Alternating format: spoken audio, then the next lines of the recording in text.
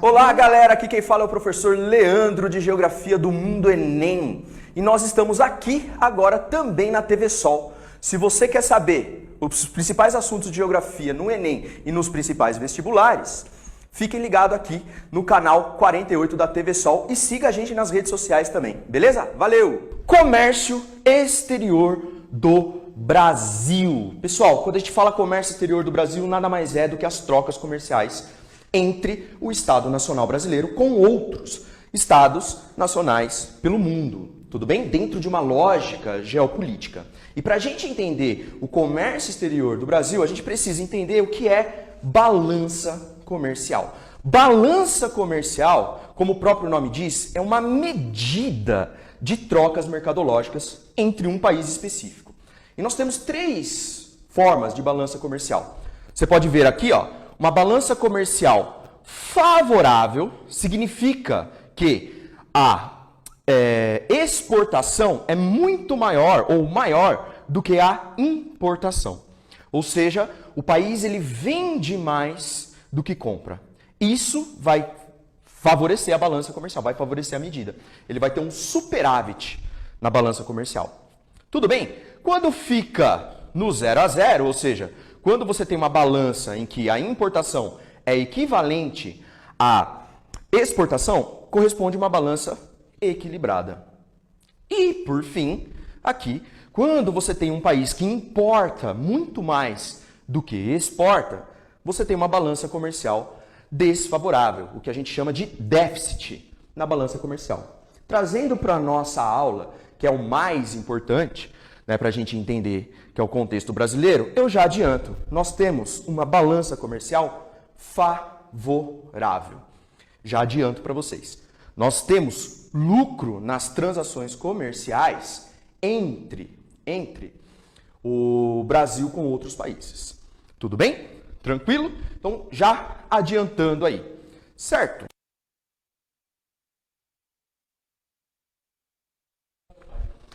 Tudo bem, gente? Tranquilo? Então, nós temos uma balança comercial favorável.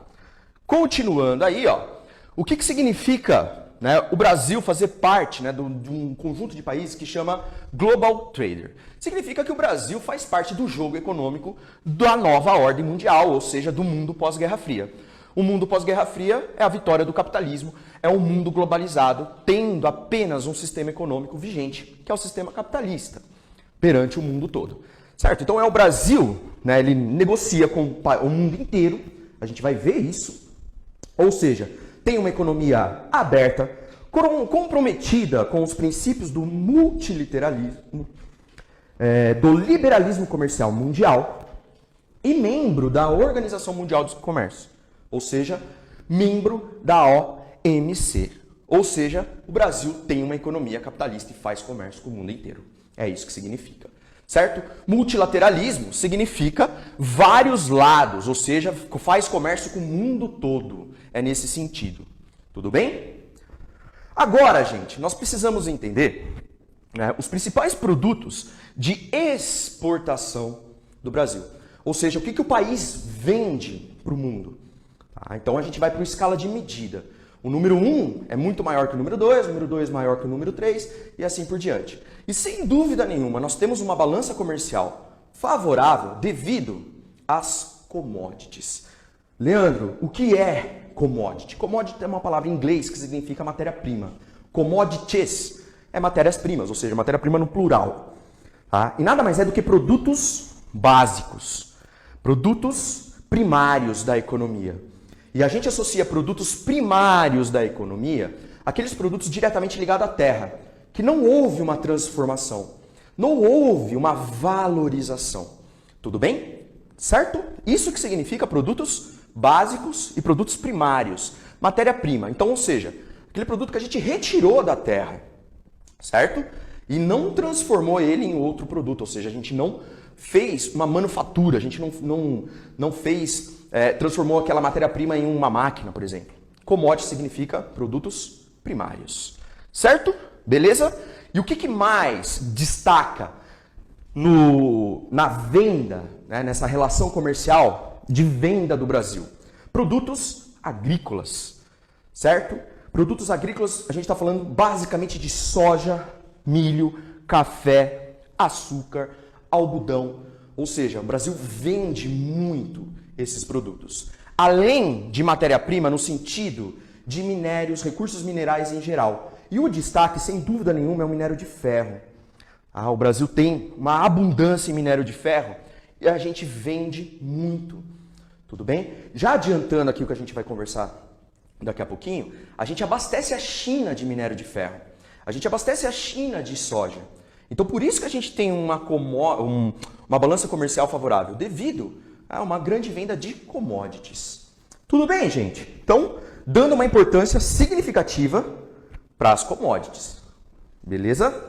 Continuando aí, ó, outro produto aí que nós exportamos são os produtos manufaturados. Aí aqui já é diferente. O que são produtos manufaturados? São aqueles produtos que foi transformado, ou seja, tem um valor agregado nele. Então você pegar um minério de ferro e transformar em uma máquina é um manufaturado, porque você retirou da natureza o recurso, uma matéria-prima e transformou, né? Você tem tecnologia nele. É isso que significa um produto manufaturado, que eu preciso que você tenha em mente. Quando a gente fala produto manufaturado, são produtos industrializados, basicamente peça de avião, dando uma ênfase aí na Embraer, automóveis, eletrônicos, principalmente nós vendemos aí para o Mercosul. Certo? E por fim, gente, os semi-manufaturados, que é matéria-prima que sofreu uma transformação pequena. Tudo bem? Uma transformação pequena, não teve uma transformação significativa, ou seja, não teve uma carga tecnológica inserida nela. Basicamente a celulose, o que é celulose, Leandro? É a matéria-prima do papel. Então a gente retira, extrai a madeira, faz a celulose, transforma ali, né, a madeira em celulose, né, para matéria-prima do papel. E o ferro em aço, né, a gente transforma minério de ferro em aço, a gente vende aço, né, Estados Unidos, União Europeia, a gente vai ver os nossos parceiros. Tudo bem, gente? Então, retornando aí, né, o nosso raciocínio, uma ênfase grande em commodities. O Brasil é um grande exportador de commodities. Tenha isso em mente quando você for se deparar com um texto que retrate, né, de comércio exterior do Brasil. Tudo bem, gente? Continuando aí, ó, principais produtos de importação. Ou seja, aqui nós falamos o que nós vendemos, exportação. Agora nós vamos falar o que nós compramos, principalmente. Tudo bem? Primeiro aqui, ó, sem dúvida nenhuma, nós somos muito dependentes de tecnologia. Nós somos muito dependentes de produtos industrializados. E dando um destaque aqui para maquinários. Maquinário, gente, é aquele produto industrializado que a gente não vê, entre aspas aí. Porque são produtos que estão dentro das nossas indústrias. Tudo bem? São produtos caros, ou seja, de alto valor agregado, que nós não produzimos internamente, então nós somos obrigados a comprar. Ou seja, nós somos obrigados a importar. A gente compra muito peça de laboratório, telescópio, de aumentar, né, a precisão, da Alemanha, da própria China. Tudo bem? A gente compra bastante produtos industrializados. Sem dúvida nenhuma, a escala de venda nossa, commodity. A escala de compra nossa, produtos industrializados. É isso que você precisa ter em mente. Tudo bem? Outro produto de importação, petróleo. Tudo bem? Petróleo. A gente vai falar sobre o petróleo, a geopolítica do petróleo, mas eu já adianto, o Brasil compra muito petróleo, certo? Principalmente para combustível, né? A gente não tem o petróleo favorável para o combustível. A gente produz bastante petróleo, porém, nós consumimos um petróleo que não existe aqui no Brasil, denominado petróleo fino, certo? E um outro produto, por fim aí, ó, né, o trigo. O trigo, gente, ele está na mesa do brasileiro todos os dias, certo? Todos os dias ele está na mesa do brasileiro. Tá? E nós apenas produzimos 30% do que nós consumimos, certo, gente? Então nós precisamos comprar 70% do que nós, né, consumimos no nosso dia a dia. O trigo, gente, ele está no pão, ele está no bolo, ele está na bolacha, ele está muito, né, na dieta alimentar do brasileiro. Certo, gente? Então, esses são os produtos de importação do Brasil, os principais. Tranquilo? Agora, gente, nós precisamos falar dos nossos parceiros, ou seja, entrando na geopolítica aqui, entrando na relação de um Estado nacional com outro Estado nacional. Com quem a gente faz parceria econômica, principalmente, ou seja, quem são os nossos maiores compradores? É isso que a gente precisa entender, ou seja, principais parceiros de exportação do Brasil.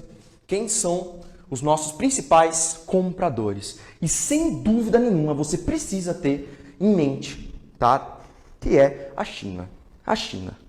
Tudo bem? A China hoje desponta como a segunda maior economia do mundo, atrás apenas dos Estados Unidos.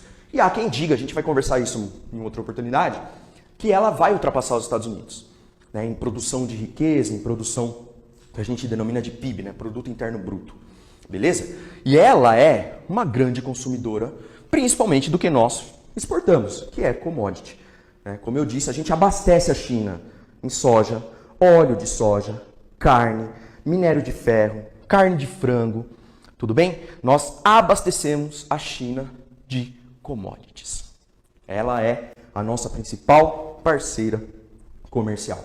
Seguido aí, ó, de União Europeia. Acabamos de falar aí, né? Fizemos um acordo com a União Europeia. O ano passado não foi à toa, porque a União Europeia compra bastante coisa da gente. E compra o quê? Commodities.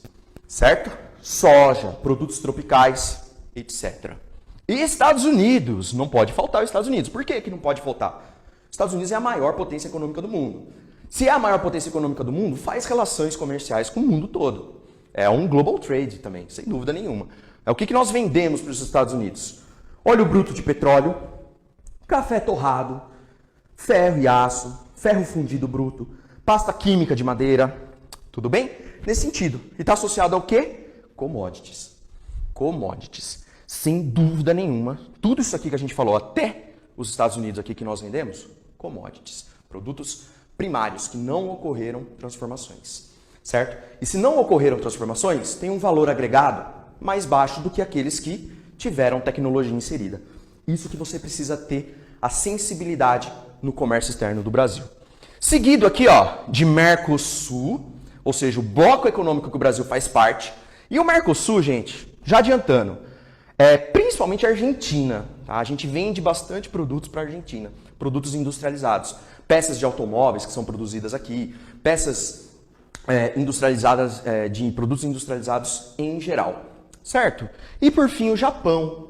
O Japão, ele tinha uma posição, né, mais ranqueada do que o Mercosul, mas nos últimos anos, justamente por o Mercosul ser um bloco econômico, o Mercosul ultrapassou. E o que a gente vendia para o Japão? Principalmente o quê? Commodities. Vocês tem que ter na sua mente que a gente vende commodities. Beleza? Tranquilo, gente? Isso que nós vendemos, né, os nossos parceiros comerciais que nós vendemos, ou seja, a galera que compra da gente, os nossos clientes. Então é fundamental nós termos uma excelente relação diplomática com essa galera. Tudo bem? E e os parceiros que nós compramos? De quem que nós compramos? Beleza? Ou seja, o que nós somos clientes de quem, principalmente? E aqui de novo, China. China. Certo? A China hoje é a indústria do mundo. Ela produz basicamente tudo. E o que nós compramos da China? Produtos eletrônicos, maquinários industriais, né? E produtos eletrônicos aqui em geral. Com certeza alguém que está assistindo aqui tem um celular da China. Tudo bem? Algum produto eletroeletrônico chinês. Certo? É nesse sentido aqui. Então é o nosso principal parceiro de compra também. Nós compramos bastante produtos da China. É o nosso principal, sem dúvida nenhuma. Tudo bem? Seguido de Arábia Saudita. Você vai falar, nossa, Arábia Saudita? Sim, petróleo. A Arábia Saudita, ela é o país, né, que mais produz petróleo no mundo.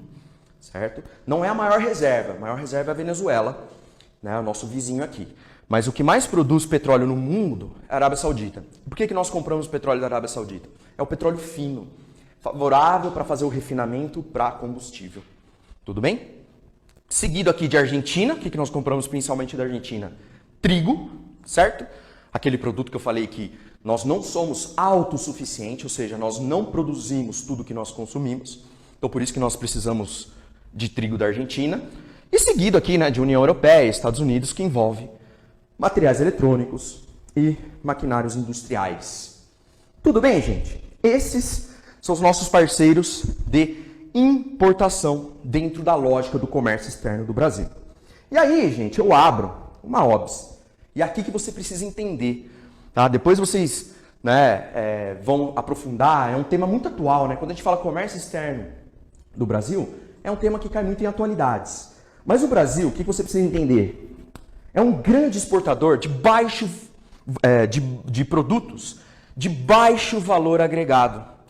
E um grande importador de produtos de alto valor agregado. Tudo bem? E nos últimos anos, o país vem passando pelo processo que nós chamamos de reprimarização da economia, intensificando a produção e exportação do setor primário, ou seja, gente, commodities. Então a gente está retornando para uma vocação histórica do Brasil. A gente está retornando para uma vocação que desde o período colonial nós temos, dentro da lógica comercial, que é abastecer, no caso, nossa antiga metrópole. Depois o nosso parceiro era a Inglaterra, e seguido, né, Estados Unidos e o mundo todo, os principais parceiros que a gente conversou agora. Nós abastecemos de produtos primários, agrícolas. Então açúcar, minério de ferro, soja, óleo bruto de petróleo, etc. Tudo bem? E o que isso significa? Nós vendemos bastante produto com baixo valor agregado, barato. E nós compramos produtos com alto valor agregado. Então, para nós termos uma balança comercial favorável, a gente tem que exportar muito, mas muita commodity. Muita commodity. E a gente vai ter outras oportunidades para aprofundar nisso.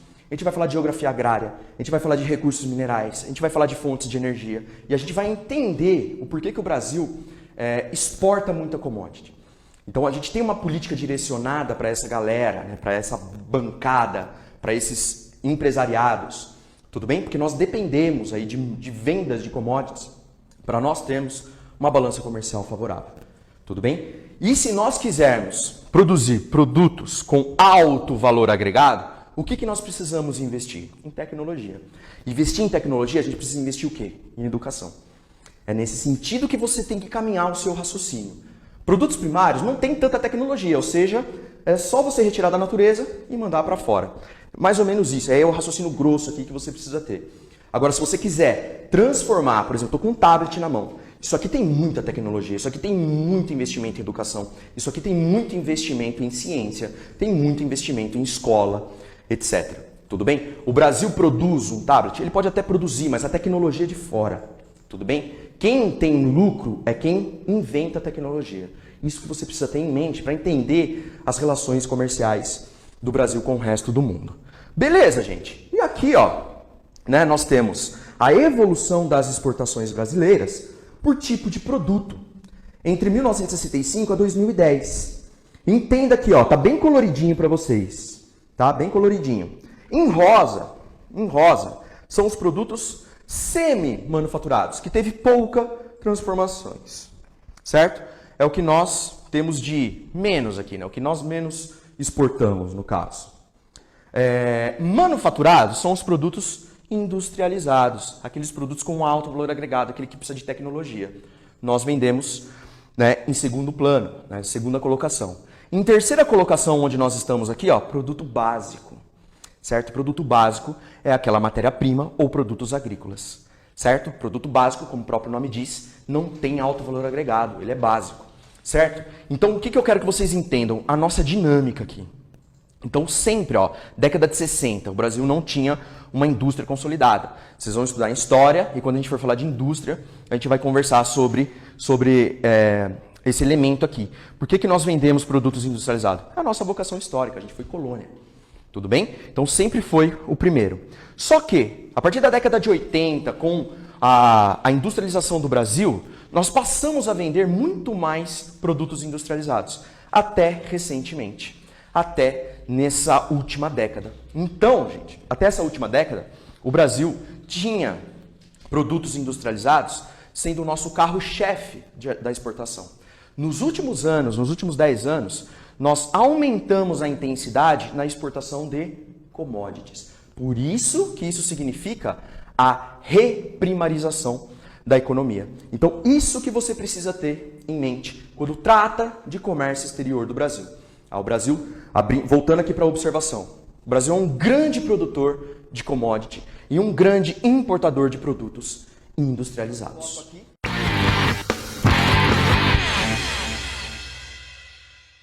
Arte na Lata, martelinho de ouro.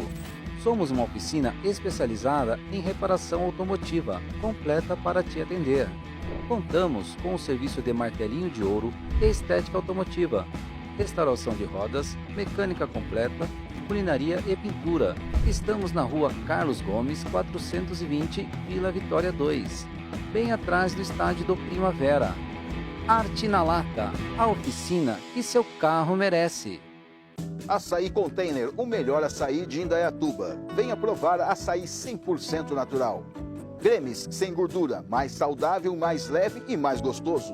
Estamos localizados na Avenida Engenheiro Fábio Roberto Barnabé, no número 3944. Telefone WhatsApp 19 3312 2746. Faça o seu pedido para o delivery. Açaí Container, o melhor açaí de Indaiatuba. Mercado baratíssimo, sua economia começa aqui. Produtos com até 50% de desconto. Venha aproveitar os preços baixos diariamente em nossa loja. Aceitamos os cartões de débito, crédito, Pix e dinheiro.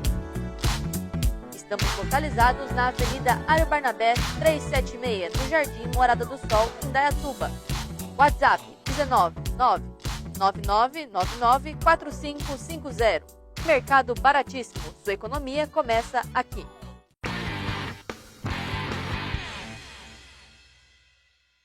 Ondas são movimentos, né? Movimentos periódicos, tá? Na verdade, você pode colocar que a onda é a perturbação em um meio, né? Sucessivas, uma perturbação só no meio gera um pulso. Sucessivas perturbações no meio vão gerar ondas, tá? E aí a figura que nós vamos mais aparecer, né? Mais estudar sobre onda, são essas figuras aqui, ó. Aqui eu tenho um exemplo de uma onda transversal, ó. Ó, a direção de vibração, ó, para cima e para baixo, ó. A propagação para onde está indo, ó, para a direita, tá? Então imagina que a gente amarrou a corda, né, numa árvore e ficou chacoalhando a mão para cima e para baixo. Então a gente está vibrando, ó. A gente é o oscilador.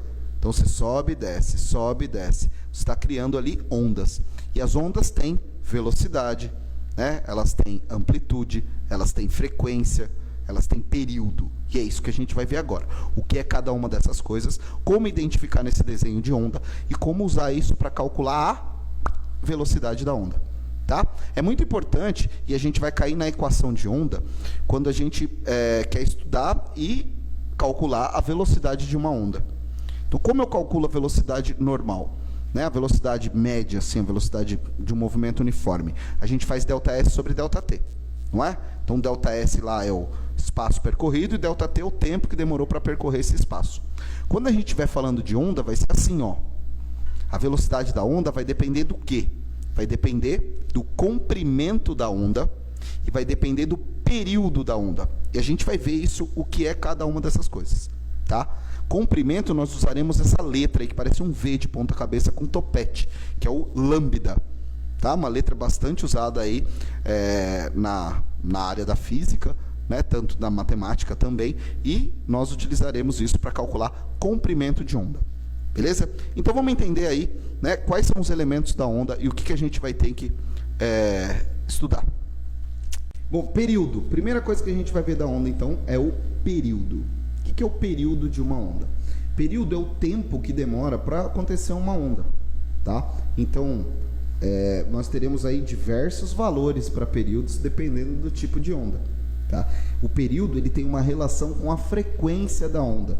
O que seria a frequência? Seria quantas vezes essa onda, né, aparece num determinado tempo. Então, isso seria aí a frequência da onda. Então, o período, vamos pensar, ocorreu uma onda. Quanto tempo demorou para isso acontecer? O tempo que demora para acontecer uma onda, nós chamaremos de período. Tá? Como é que a gente calcula o período? A gente só consegue calcular o período se nós linkarmos ele com a frequência. Tá? Ou se a gente tiver, por exemplo, um gráfico. Esse é o gráfico típico de onda. Ó, tá? Então você tem aí, ó, a cada sobe e desce aqui uma oscilação. Tá? Uma onda, ela começa, por exemplo, ó, começa aqui e é a soma de uma crista Então a parte mais alta da onda nós chamamos de crista, tá? Então é a soma de uma crista e um vale, tá? A parte mais baixa da onda nós vamos chamar de vale e a parte mais alta da onda a gente vai chamar de crista. Então quando nós somamos uma crista a um vale, tá? Nós temos o quê? Nós temos uma onda. Então o tempo que demorou para que isso ocorra, nós chamaremos de período, tá bom? Então, ó, crista e vale. Nunca esquece disso. Ponto mais alto, crista, ponto mais baixo, vale, tá? Frequência. O que é frequência? Frequência é o número de ondas que vão ocorrer naquele tempo observado. Então, eu estou olhando 1 minuto. Em 1 minuto ocorreram 100 ondas. Qual é a frequência? 100 ondas por minuto. Tá? Se eu estou olhando lá 2 segundos, ocorreram 10 ondas. Então, são 10 ondas em 2 segundos. Qual é a frequência de ondas? São 5 ondas a cada 1 segundo. Então, a frequência é o número de ondas em um determinado tempo. Período, tempo para ocorrer uma onda. Frequência, número de ondas em um determinado tempo. Ah, você pode estar pensando, quem que determina esse tempo? A situação, o problema, o exercício, não sei. Tá? A gente vai olhar ali e vai analisar. Nós podemos calcular a frequência de vários movimentos repetitivos, também chamados como movimentos periódicos. Né? Nós temos, qual é a frequência do ponteiro dos segundos de um relógio? Frequência seria o quê? O número de voltas que ele dá em um determinado tempo. Então, sei lá, você vê, ele deu uma volta em 60 segundos. Então, a frequência seria 1 sobre 60. Ah, o ponteiro das horas, ele dá uma volta em 12 horas. Então, a frequência é 1 sobre 12 voltas por hora. Então, frequência tem a ver com o número de repetições em um determinado tempo. Tá? Eu já falo das unidades de medida de tudo isso. Beleza? Aqui, ó, eu tenho um exemplo de uma onda, né, que tem menor frequência, maior frequência e aqui menor amplitude. Bom, a gente falou de período, a gente falou de frequência. O que é amplitude?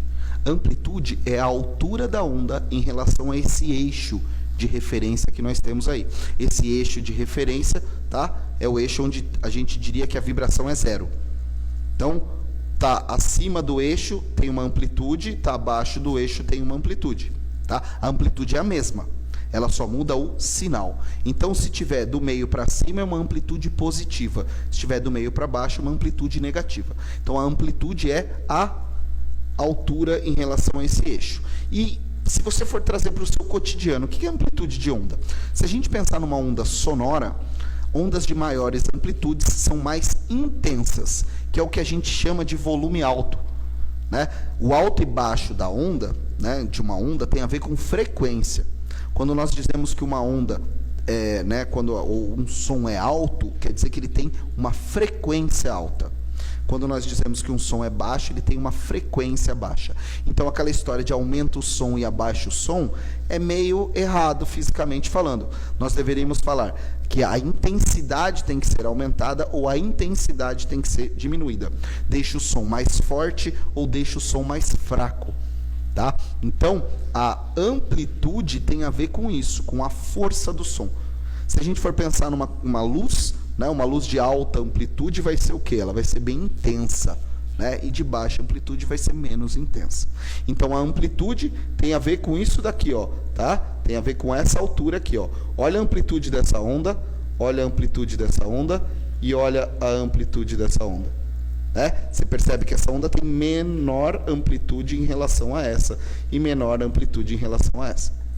Outra coisa que nós estamos olhando aí no desenho é o comprimento da onda. O que é o comprimento da onda? É o espaço que ela percorre num determinado tempo, é o tamanho dela. Tá? Lembra que eu falei que uma onda é composta, né, por uma crista e um vale? Então, basicamente, né, uma crista e um vale. Então, aqui, ó, nós temos um vale, né? E aqui eu tenho metade de uma crista mais metade de outra crista. Então, se eu somar metade dessa crista mais metade dessa, eu tenho uma crista inteira. E se eu somar essa crista inteira com este vale, eu tenho um comprimento de onda. Então eu tenho um lambda.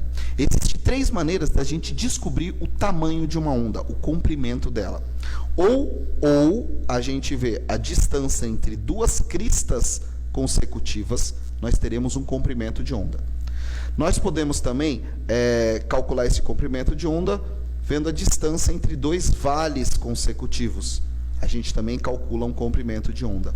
E uma terceira maneira de calcular o comprimento de onda é vendo a distância entre 3 nós consecutivos. O que são os nós? Nós são esses pontos onde a onda cruza esse eixo de referência. Então aqui eu tenho um nó, aqui eu tenho um nó, aqui eu teria um nó. A distância entre 3 nós consecutivos é exatamente a soma de um vale com uma crista. Então também é o tamanho de uma onda. A frequência é inversamente proporcional ao período. Então, nós dizemos que um, na verdade, é o inverso do outro, né? Ondas de maiores frequências têm menores períodos, ondas de menores períodos têm maiores frequências. Tá? É isso que a gente analisa. Então, é essa relação que a gente vai ver entre frequência e período. Por exemplo, se uma onda demora 10 segundos para acontecer, se o seu período é de 10 segundos, a sua frequência é de 1 sobre 10 oscilações por segundo ou hertz. Né? Então, a frequência seria 0,1, 1 sobre 10. Se o período é 2, a frequência é meio.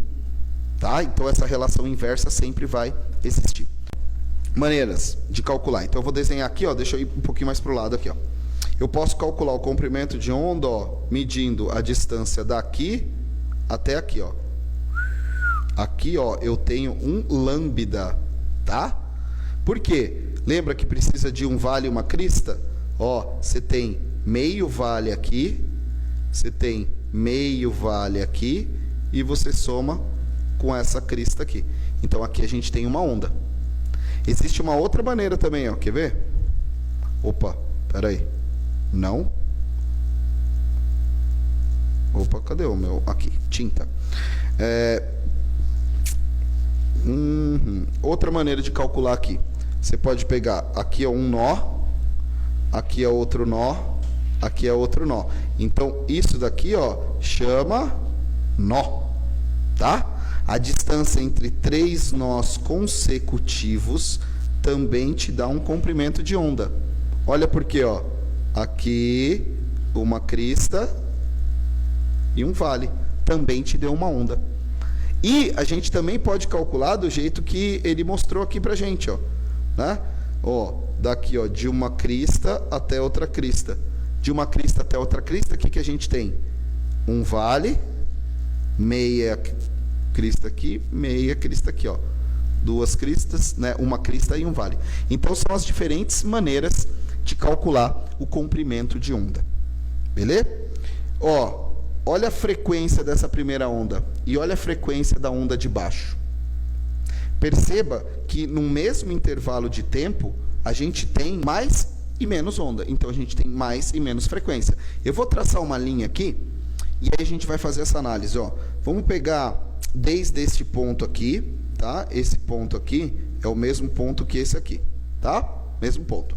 Aí eu vou pegar aqui, ó. Aqui, e deixa eu colocar mais aqui, ó. Aqui foi o tempo que deu uma onda, não é? Então, só deixa eu... Cadê? Vem. Borracha. Então, vamos apagar aqui. Professor apanhando. Então, um ponto aqui. Um ponto aqui. Aí, ó, um ponto aqui deu uma onda, ó. Perceba, ó. Uma crista, um vale, aqui deu uma onda. Vamos pegar esse mesmo tanto aqui, ó, e descer, ó. Chegar aqui, mais ou menos, ó. Né? Vamos pensar que é mais ou menos no mesmo ponto aqui. Quantas ondas eu tenho embaixo? Ó, um vale, uma crista, uma onda. Um vale, uma crista, 2 ondas. Um vale, uma crista, 3 ondas. Perceba que nesse mesmo intervalo de tempo, né, em cima eu tenho uma onda, embaixo eu tenho 3 ondas. Então a frequência é maior. Eu tenho mais ondas num determinado tempo do que eu tenho em cima. Então aí a gente consegue perceber o que é frequência. É o número de ondas num determinado tempo. Tá? Existe um jeito de calcular a frequência também, que é com essa fórmula. Ó. F é igual ao número de ondas, tá? Dividido pelo tempo que demorou para essas ondas ocorrerem. Esse é um jeito de calcular frequência também. Tá? Então, a frequência pode ser o inverso do período ou a frequência pode ser calculada pelo número de ondas num determinado tempo. Aí a gente vê a equação da frequência e período, essa relação que eu falei. Então, essa é a relação entre frequência e período. A frequência a gente vai usar a unidade de medida de Hertz, tá? E o período a gente vai usar a unidade de medida de segundos. Hertz é a mesma coisa que rotação por segundo, tá? Então, lembra, unidade de medida de frequência, Hertz. Por quê? Homenagem a Frank Hertz, tá? Físico, e desenvolveu vários experimentos com ondas. E o tempo vai ser segundo mesmo, porque o Sistema Internacional de Unidades de Medida, nós usamos segundo. Comprimento de onda, todo comprimento na física a gente usa a mesma unidade de medida. A gente vai usar aqui também, metros, tá? Então, comprimento de onda em metros, a frequência em Hertz, e o período em segundos. Essas são as unidades. Amplitude. Amplitude é o que? A altura da onda. Metros também tem o caráter de comprimento. Então aqui a gente já falou sobre a amplitude, né, que é a distância da crista ou do vale até o nível de equilíbrio, tá? Aqui fica mais bonitinho para vocês olharem. E aí a amplitude está relacionada à onda sonora, né, de uma maneira ligada ao volume. Nós já vimos isso também. Então, quanto maior a amplitude, maior a intensidade do som. Nós chamamos de som forte e som fraco. Se você toca algum instrumento musical em orquestra, por exemplo, você lê bastante partitura, né? E nas partituras vem sempre escrito qual é a força que você tem que tocar aquelas notas. Se você está ao piano, né? Se você toca fraco a tecla, sai baixo o som de volume, que é o que a gente chama de volume. Se você toca forte a tecla, sai mais forte o som, sai o que a gente chama de mais alto. Então, essa dinâmica, né, da música, que dá o sentimento ali de você escutar e conseguir reproduzir aquela música, ela vem escrito forte e fraco, tem a ver com isso. Tem a ver com a intensidade que você vai tocar e a intensidade que o som vai sair. Então, a frequência baixa, a gente vai ter som grave, e frequência alta, som agudo. Quando a gente está falando de som, então, né, o grave e o agudo tem a ver com alto e baixo. Quem tem a voz grave, né, reproduz sons baixos. Inclusive, se você for tocar num coral, né, a primeira coisa que vai acontecer é a classificação da sua voz. Ele vai ver se a sua voz é alto, soprano, contralto, tenor, baixo. Tem a ver com a frequência que a gente, né, emite aqui falando. E é muito louco, né? Porque a nossa voz de verdade, a voz que nós emitimos ao mundo, é aquela que você grava aquela mensagem do WhatsApp, né? É essa voz que a gente escuta. Que muita gente escuta a própria voz e fala: credo, mas que voz é essa? É a sua, queridão, né? É normal, tá? Aquela, não vou chorar, não faz isso não, Joana. Mas essa é a nossa voz. A gente não escuta pelos nossos ouvidos, assim, do jeito tradicional. A gente escuta por ressonância dentro das nossas fossas nasais aqui. Então, o som vem por dentro, né? Ele sai da nossa garganta, vem por dentro e, né, mexe no nosso tímpano por aqui. Então, nós escutamos um som muito mais grave do que ele é de verdade, tá? Nosso som a nossa voz é sempre mais aguda. Tá? E por isso que a gente assusta. Quando a gente vê a nossa voz gravada em algum lugar, a gente fala: ô louco, quem é que está falando? É você. Né? Eu também acho que minha voz é mais grave do que ela é realmente. E aí quando eu escuto, eu também não gosto. Faz parte. Tá? Vimos já os comprimentos de onda, né? E aí a gente vai cair na equação da onda. Tá? Se a gente for falar de onda eletromagnética, a gente vai falar muito dessa letrinha aqui, ó, tá? C. O que representa essa letrinha? Representa a velocidade da luz, tá? Então, C representa a velocidade da luz. Alguém lembra qual é a velocidade da luz? Lembrando qual? Imagina a luz aqui, ó. 300 mil quilômetros por segundo. Essa é a velocidade da luz. Então, percorrendo no vácuo, a onda eletromagnética, e aí toda onda eletromagnética tem a mesma velocidade, gente. Seja lá qual for a onda eletromagnética, ela tem a mesma velocidade, tá? Que seria a velocidade da luz. Então, lá no vácuo, a onda percorre 300 mil quilômetros em 1 segundo. Um pouquinho só mais rápida que o som, né? O som percorre 340 metros em 1 segundo, numa temperatura média de 20 graus, que é o que a gente imagina, tá? Então, é muito diferente, né? Por isso que a gente vê o raio antes, depois a gente escuta o trovão. Porque a luz se propaga mais rápido do que o som, né? Isso a gente aprende desde pequenininho. Então, ó, comprimento da onda sonora e da onda... comprimento de onda sonora ou da onda eletromagnética, tá? Lambda vai ser sempre comprimento. A velocidade da luz no vácuo, ó, é de 299.792,458 km por segundo. É óbvio que a gente não vai usar esse valor, né? A gente arredonda isso para aproximadamente 300 mil km por segundo ou 300 milhões de metros por segundo, tá? Então, no ar, ó, a 20 graus, mais ou menos 343 metros por segundo. Frequência da onda a gente vai chamar de hertz. A gente escuta frequências de ondas mecânicas desde 20 Hz a 20 mil Hz. Então a gente viu todos os elementos da onda, crista, vale, e agora, lembra lá no começo que eu coloquei a velocidade da onda? A velocidade da onda era uma coisa muito importante para a gente ver. Tá? Como calcular a velocidade da onda? Porque daí a gente vai cair na equação de onda. Então, pensando em velocidade sendo distância sobre tempo, e a distância sendo o comprimento da onda e o tempo o período, nós podemos calcular a velocidade fazendo lambda sobre t. Tá? Só que nós vimos também que a frequência é inversamente proporcional ao período. Então, olha aqui, ó, tá? Lambda dividido por t é a mesma coisa que lambda vezes 1 sobre t. Matematicamente é a mesma coisa. Só que o que era 1 sobre t? Lembra? Ó, nós vimos que 1 sobre t é a frequência. Então, a gente pode substituir, ó, esse 1 sobre t por f. E aí fica lambda f. V igual a lambda vezes f é a equação da onda. É isso que a gente vai trabalhar muitas e muitas vezes.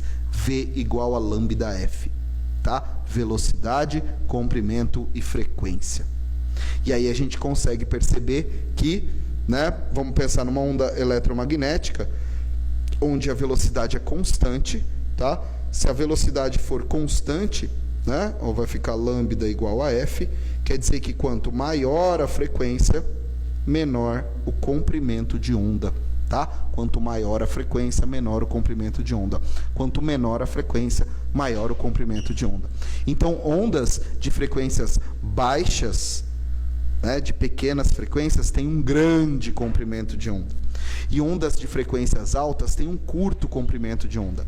E aonde vai entrar essa ideia de comprimento de onda? Quando a gente estudar fenômenos ondulatórios, difração, poder da onda de contornar obstáculos, né? E aí, quando a onda é grandona, ela consegue contornar obstáculos. A gente vai ver isso. E aí ocorre a difração. Você já parou para pensar que quando passa um carro com um som muito alto, o que você escuta da música? O grave ou o agudo? Né? Passa o carro, o que você escuta? Você escuta o tss, tss, tss, tss. Você não escuta. Você escuta o bum, bum, bum. Por quê? Porque aquela onda é uma onda grave. É uma onda grave, uma onda de baixa frequência. Ela tem baixa frequência e um enorme comprimento de onda. Então ela consegue sofrer difração e sai do carro. Você passa do lado de uma boate, você escuta o grave, porque o grave está conseguindo se difratar. E o agudo? O agudo não. O agudo, por ter uma frequência muito alta, tem um comprimento de onda pequeno, ele não sofre tanta difração. Então é por isso que quando passa o carro tocando, você escuta o grave e não escuta o agudo da música. E quanto maior for a altura do som, pior, né? Porque daí o grave vai ficar mais forte, você vai ter mais difração, ele vai sobressair sobre tudo, tá?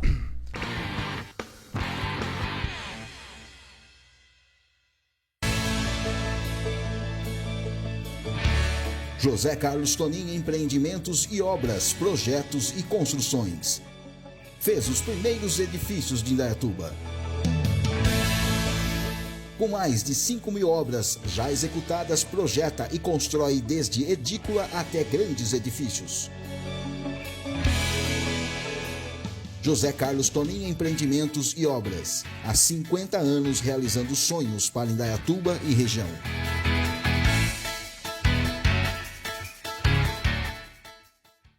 Há 25 anos, a Império trabalha para entregar valores de uma empresa com estrutura financeira sólida, capaz de cumprir com todos os seus compromissos firmados. Valores para assumir funções que às vezes vão além dos preços acordados, com muita qualidade e credibilidade em tudo que faz. Valores com a preocupação do bem-estar da sua empresa e do local onde você vive com sua família. Esta é a Império, uma empresa que acredita nos valores. Aqui na piscina.com você encontra tudo para a sua piscina. Você pode encontrar produtos químicos para tratamento, acessórios para limpeza, além de assistência técnica de equipamentos e construção de projetos para a sua piscina. Estamos localizados na Avenida Engenheiro Fábio Roberto Barnabé, número 77, Vila Nossa Senhora Aparecida. Telefone 19 99 143 5079. Pensou em piscina? Pensou piscina.com. A Navarro Soluções tem mais de 28 opções de cursos profissionalizantes e cursos em company feitos sob medida para a sua empresa. E para quem já é formado, também temos cursos para a sua extensão universitária. Funcionários públicos de Indaiatuba ainda têm descontos de 10% nos cursos. Ligue agora ou envie uma mensagem para 19 98148 8610 e obtenha todas as informações para o seu crescimento pessoal e profissional. Navarro Soluções, paixão por excelência em educação e formação.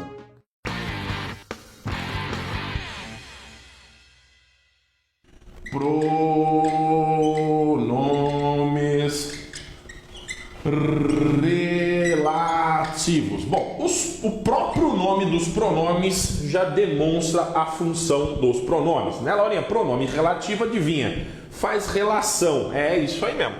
Conecta as oraçõezinhas bonitinhas, beleza? Que nós temos. Além de tudo isso, os pronomes relativos, eles introduzem oração subordinada adjetiva.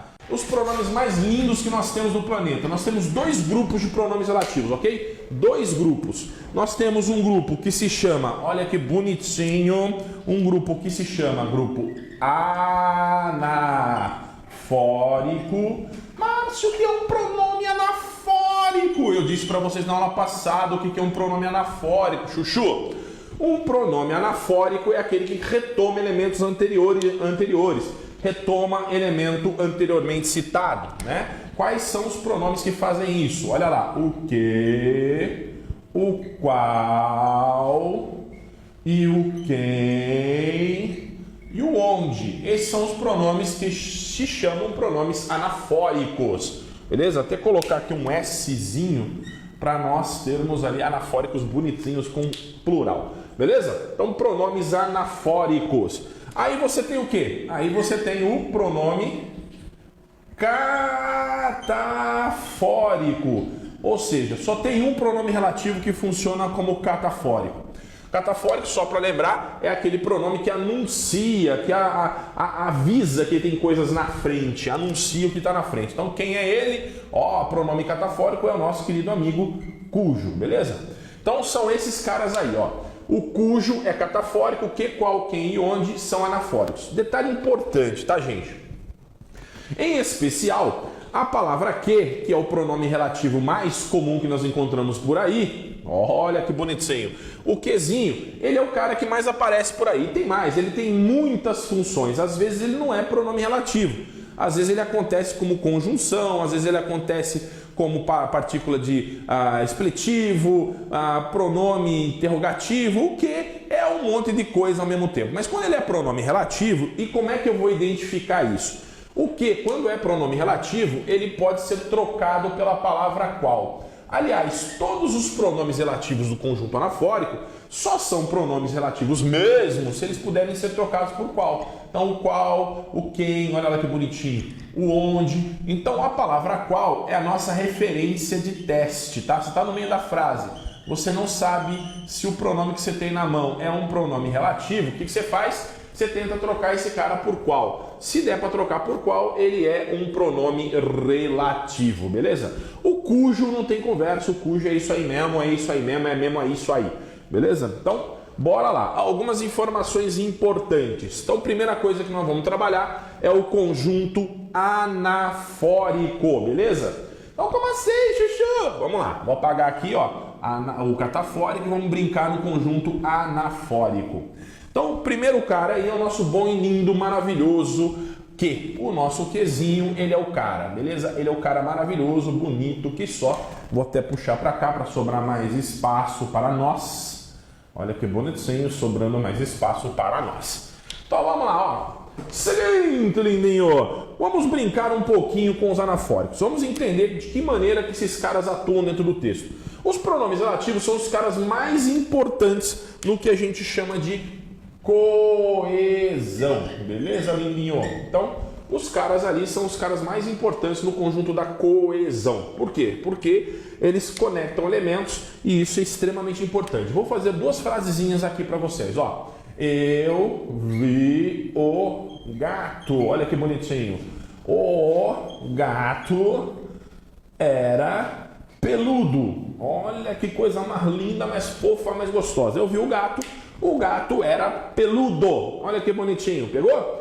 Legal. Você vai perceber que nós temos duas vezes a palavra gato aqui. Então, quando você vai juntar essas frasezinhas, uma dessas palavras gato vai virar um pronome anafórico aí do grupo de cima, beleza? Então vamos lá. Você pega, por exemplo, aqui, ó, eu tenho esse gato aqui e eu tenho esse gato aqui, beleza? Eu vou juntar essas duas frases e vou atuar. Olha que bonitinho. Então vamos lá. Vou primeiro manter essa aqui, ó. Eu vi o gato que era peludo.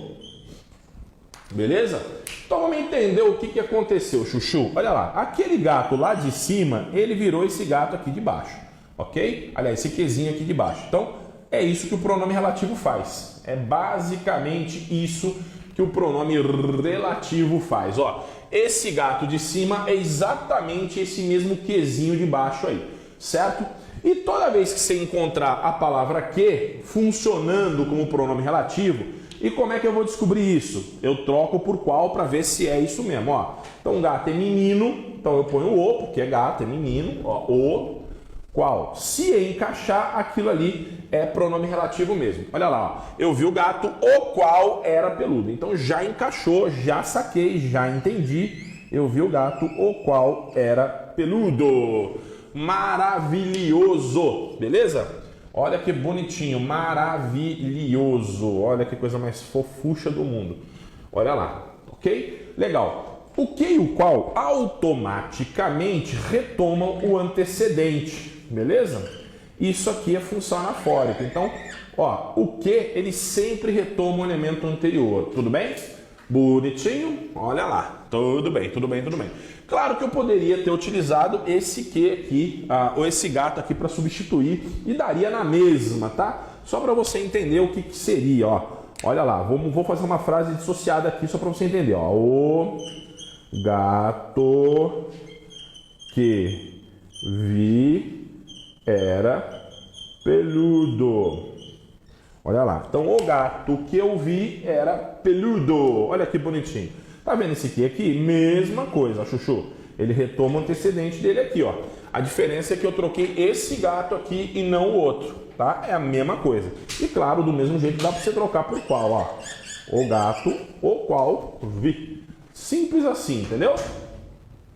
Todo mundo understand? Então esse é o primeiro passo aí dos pronomes relativos. Pronomes relativos. Então grupo anafórico ainda, hein? Então vamos lá. Esse trocar por qual aqui, ó, esse trocar por qual pode resolver um problema bom, um problema maneiro, que é um problema de ambiguidade. Como é que é essa história, Márcio? Atenção, atenção, atenção. Quem vem lá? Quem vem lá? Atenção, quem vem lá? Bonitinho, bonitinho, maravilha. Olha lá, atenção, quem vem lá? Bom, lindos, olha lá. Ambiguidade. Claro, com que o que eu vou dizer para vocês aqui, necessariamente não acontece sempre, tá? Vou explicar para vocês por quê. Então vamos lá. Vamos, olha que bonitinho, vamos à casa de Arnaldão, que era horrível. Então olha que bonitinho. Vamos à casa de Arnaldão, que era horrível, beleza? Anotou, anotou, anotou? Oh, olha lá, vamos à casa de Arnaldão, que era horrível. Bom, qual é o problema aqui, Márcio? O problema é que esse quezinho fantástico que aqui está, olha que lindo que ele é, ó. Esse quezinho fantástico que aqui está, ele na verdade, ele é invariável. O que significa isso, Márcio? Significa que esse cara aí, ele não tem uma conexão clara com o antecedente. O problema é que, na verdade, nas outras frases que eu pus para vocês, nós tínhamos um antecedente só. Aqui nós temos mais de um antecedente possível.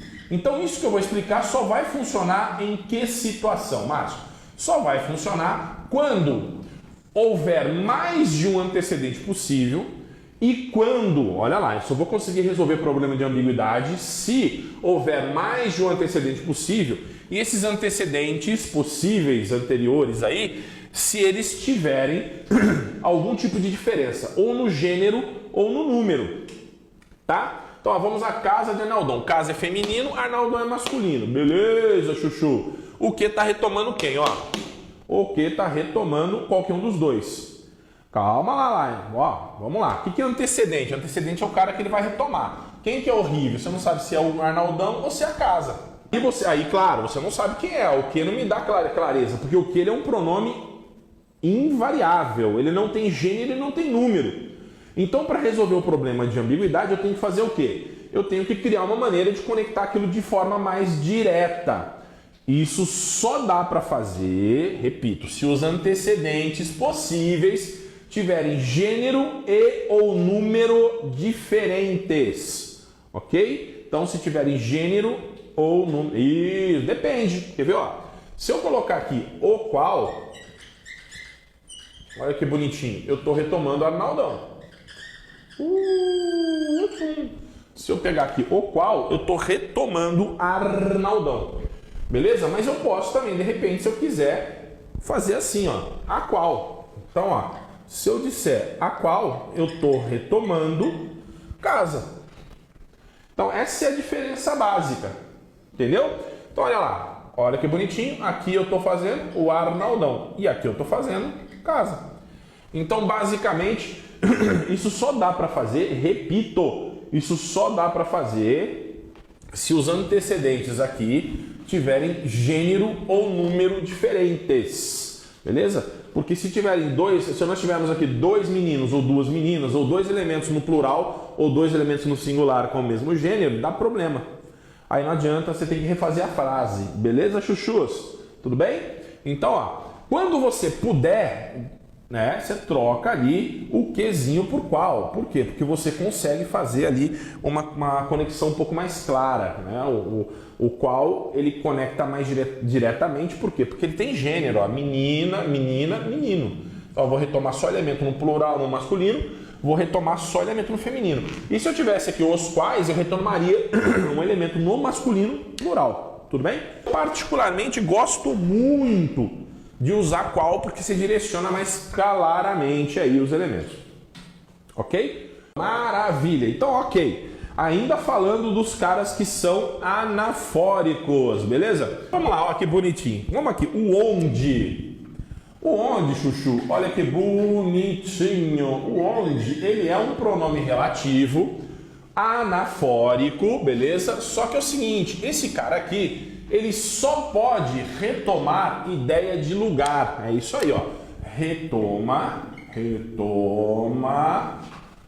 ideia de lugar. E tem mais, tá? Lugar físico. Físico. Você vai ver o que significa exatamente isso, tá? Ó.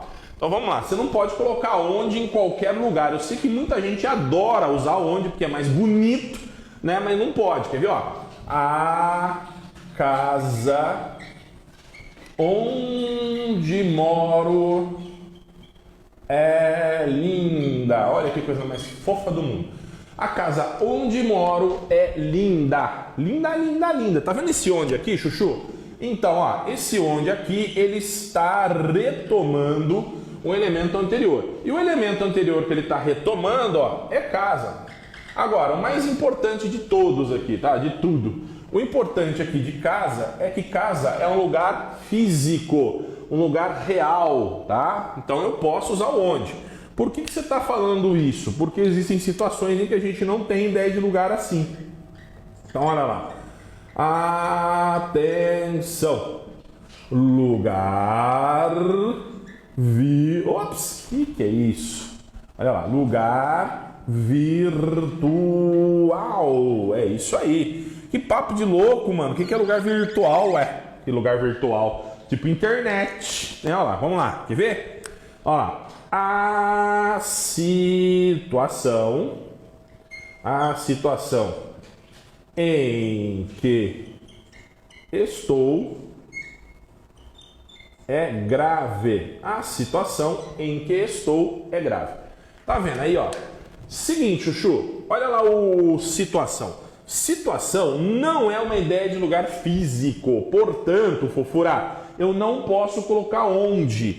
Eu tenho que colocar aí, ó, o em que, porque não está retomando um lugar físico, está retomando um lugar que não é físico, a gente chama de lugar virtual. Beleza? Olha, a situação em que estou é grave.